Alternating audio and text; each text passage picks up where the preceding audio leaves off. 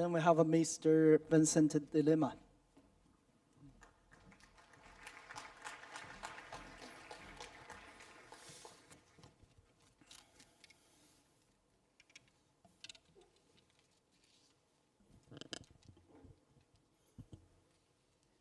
Distinguished fellow speakers, ladies and gentlemen, good afternoon.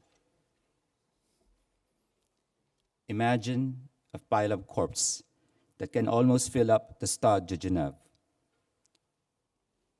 The stack of cadavers is a result of a horrendous drug war instigated by President Duterte, a cruel and brutal man who targets the poor and defenseless in our country, but is kind and understanding to the fascist regime in China, who steals our territory in the West Philippine Sea. That same president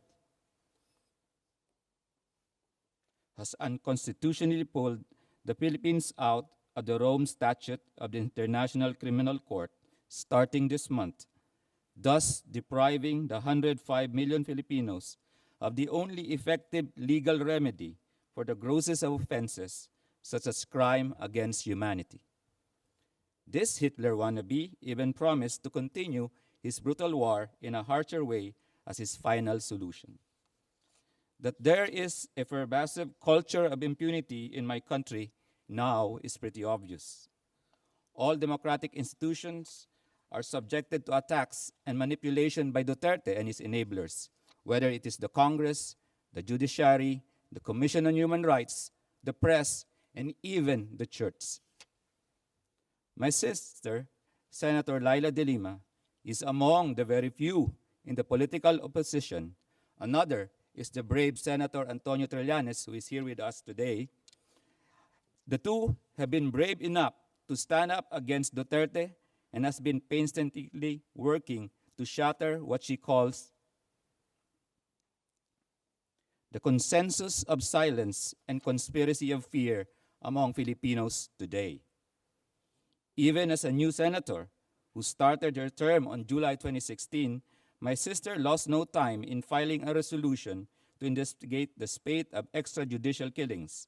During the Senate investigation into the matter, she presented a former assassin who belonged to the so-called Davao Death Squad, or the DDS, a vigilante group which reportedly killed at least 1,800 people in Davao City. Duterte was mayor of Davao for more than 20 years. This witness identified him as the mastermind of the DDS and revealed that the country war killing in the country today followed the DDS pattern, sadly at a broader scale nationwide.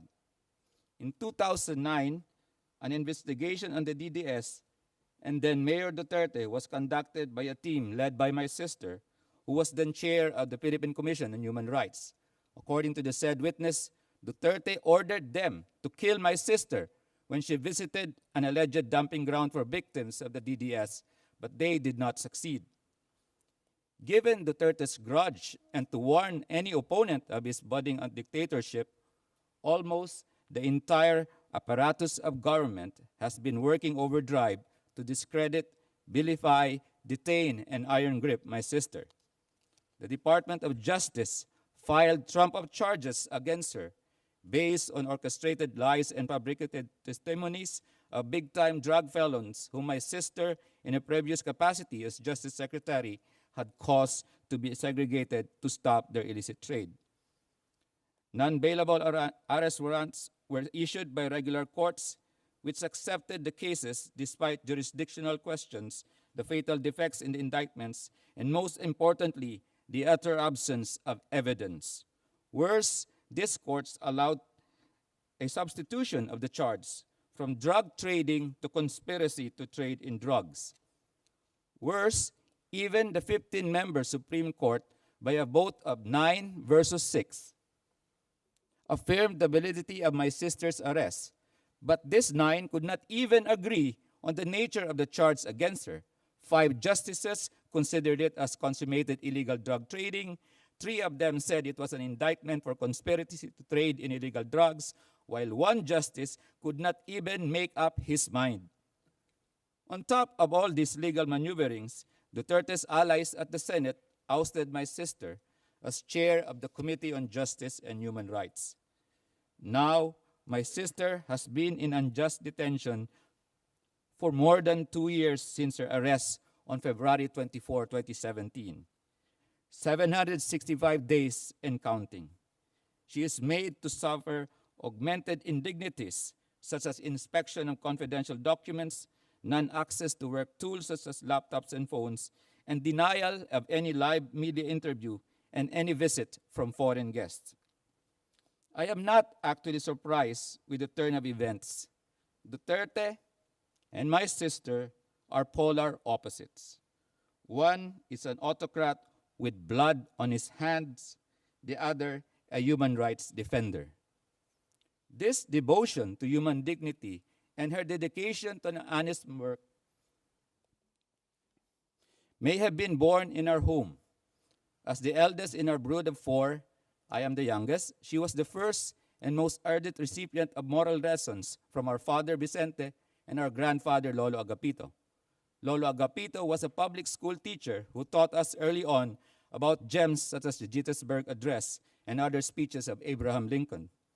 I still remember our Lolo reciting these lines at our dinner table with Leila and my other siblings. 7 years ago, our fathers brought forth on this continent a new nation conceived in liberty and dedicated to the proposition that all men are created equal. All men are created equal. Our father, a former election commissioner, always reminded us to do the right thing and that public office is a public trust. This upbringing is why my sister will never be cowed, even though Duterte has not stopped attacking and demonizing her with the help from his social media operators and troll armies. She is a vanguard of the democratic opposition and a leading voice of dissent. As a fearless human rights and social justice champion and a defender of the rule of law, she is indeed a direct threat to Duterte's hold on power. My sister finds hope through the various expression of support and validation for her work, including awards and recognitions from different parliaments, intergovernmental bodies, independent media, and cause-oriented groups. Any form of solidarity to remedy or improve the situation of my sister, whether through a letter, statement, or group resolution, bolsters not just her resolve, but also contributes to the bigger quest to restore Philippine democracy and to protect human rights. In my own small way, I am trying to do my share. I represent her in some occasions and join social media campaigns. I have so far joined around 10 marathons and ultramarathons that I dedicate to my sister and where I wear my One for Leila shirt. Groups of people approach me and extend sympathies to my sister. Some have asked to have their own One for Leila running shirt. Some of those shirts have even made their way to marathons in Japan, Cambodia, and the United States. Yes, I am one with Leila. I believe that by standing with my sister, you are standing by the Filipino people in our struggle for democracy. You are standing by every human being in the common quest for dignity and equality. Please continue your support and solidarity. Mabuhay ang Geneva Summit for Human Rights and Democracy. Mabuhay ang Pilipinas. Mabuhay si Leila de Lima. Maraming salamat po.